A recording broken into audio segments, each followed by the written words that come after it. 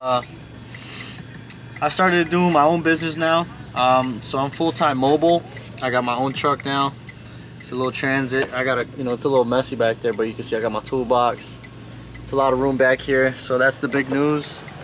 And yeah, pretty much I'm rolling on my own. I gotta get this junk cleaned out, and I gotta fix the fender on the other side and the bumper. But overall, it's been pretty good. I gotta clean up back here too, so I'm gonna take my tools, get them charged up, get this cleaned out, and yeah. But moral of the story is that I got fired from my job at Waste Management, and I decided to buy a truck and really try this by myself and take the risk. But I really, I had a lot of fear, not knowing if my clientele was going to be up, to keep up with my bills and everything that, I was going through.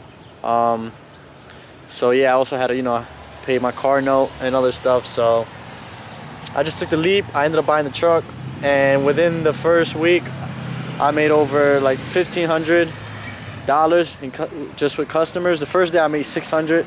The second day I made like $380.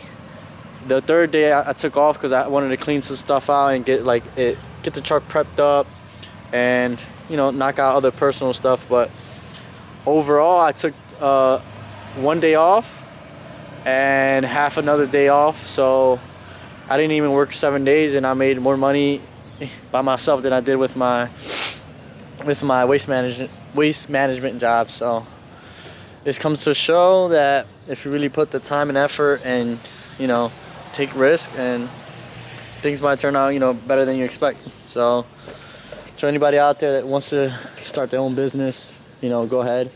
I really suggest you just try, and there's no harm in trying.